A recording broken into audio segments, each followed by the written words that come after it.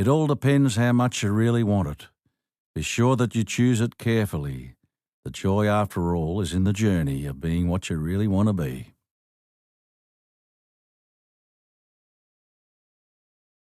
Chapter 40. Being what you really want to be.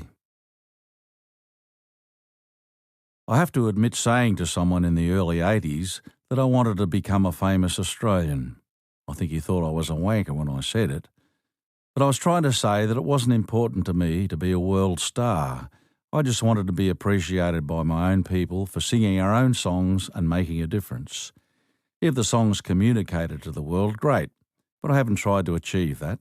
I must admit, though, when I hear a mob of Aussies singing Don McLean's American Pie, I feel as though I haven't achieved the ultimate as a writer. But I haven't given up just yet. It's the human condition to always want more. I tell myself often to be content to be alive and healthy and in Australia. I had an idea that the theme of birds would hold my autobiography together. I've loved our native creatures since I was a kid. I can't explain the magic I felt as a boy when I spotted a new bird.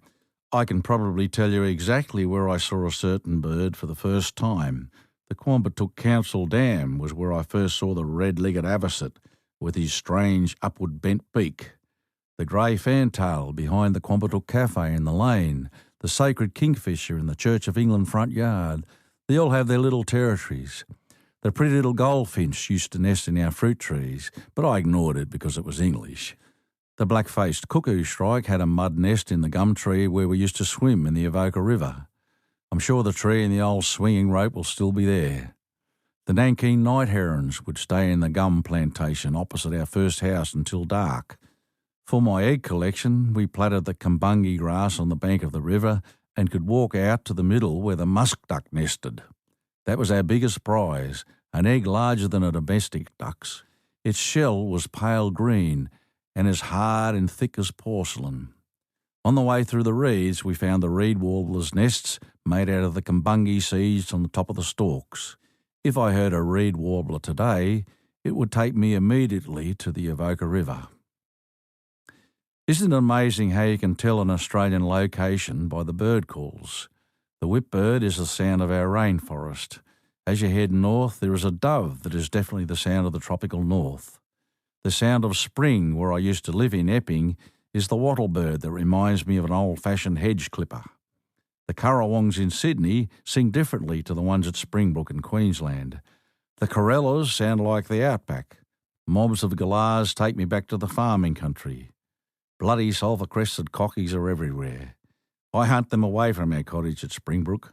They'll have to wake you up very early, just like they did at Cropper Creek.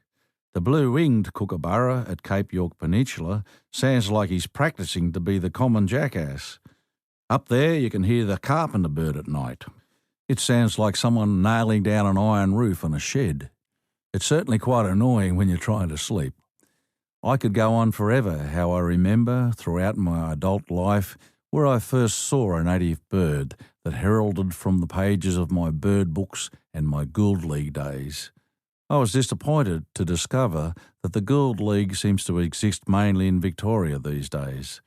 I wish it was promoted in schools nationally. And you know, I'd love to see a competition for bird call mimicking, especially for the kids. I'm sure there must be thousands of mimics out there who could help me. I'm not bad on the kookaburra and white cocky calls, but I bet there are fantastic mimics out there who would just blow me away. A few years ago, I was performing in the Ipswich Civic Centre Theatre when I heard a butcher bird. It wasn't an individual call, but the really difficult call common to all butcher birds. It was someone in the audience. I have listened to those birds and the way we talk to describe things. We have our own melody if you just listen. There is no such thing as a noteless speech. There is music in the way we speak, just as the Irish have a lilting in their speech. We are much drier. The 44 years since I wrote Old Man Emu have been quite a journey, or a hell of a career, as my recent album was titled. One of my greatest achievements is that my songs have stood clear from my influences. While others have inspired me from both here and overseas, I believe I've created a country style that is uniquely Australian. I've allowed people and the bush to speak to me. I've never said I'll retire from showbiz because I don't trust I can. Fate seems to have led me in the right direction so far, so I don't worry too much.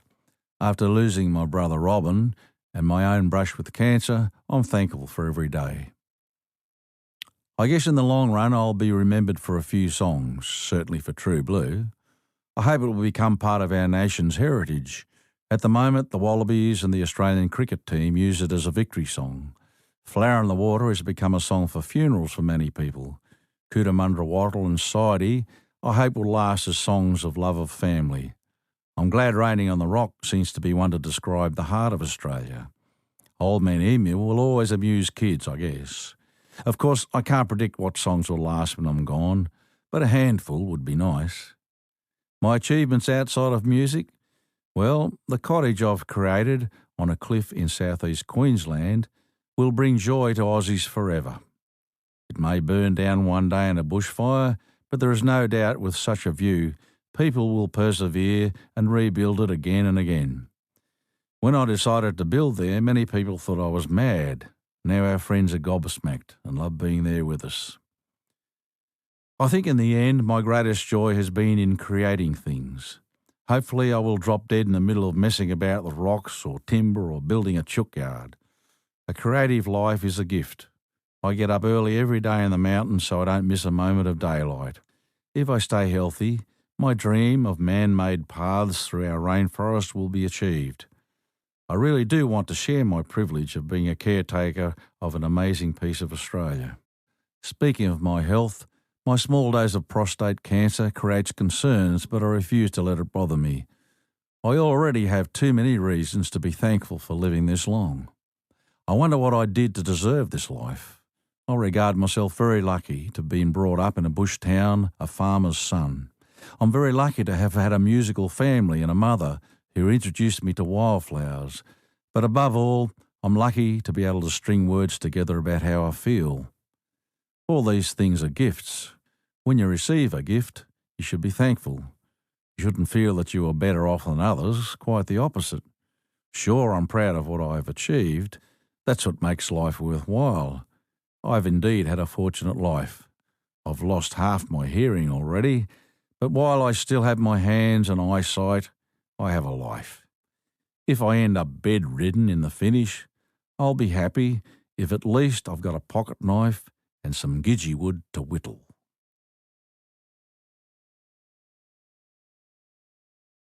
The joy is in the journey.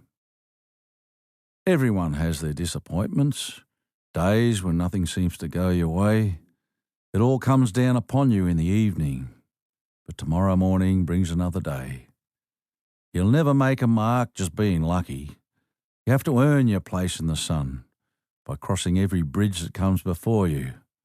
And darling, it's the same for everyone. It all depends how much you really want it. Be sure that you choose it carefully. The joy, after all, is in the journey of being what you really want to be. So don't let a setback change your dreams. Dig your heels in, take it on the chin. It's only there to make your armour stronger. The game of life is always there to win. You'll never make a mark just being lucky. You have to earn your place in the sun by crossing every bridge that comes before you. And darling, it's the same for everyone.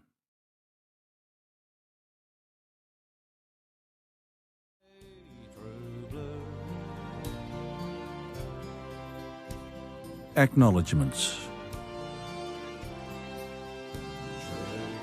I am blessed that my wife, Meg, an experienced editor, pushed me all the way. I know no one who can stick to a task like her. Thank you, babe. My publisher, Andrea McNamara, has encouraged me with her delightful charm. The Penguin team has left me with no doubt that I am with the right people.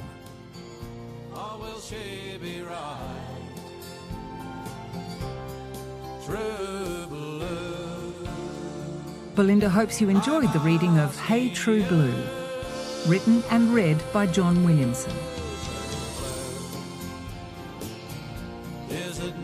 Our audiobooks are becoming increasingly popular among travellers, families, and people who are on the go.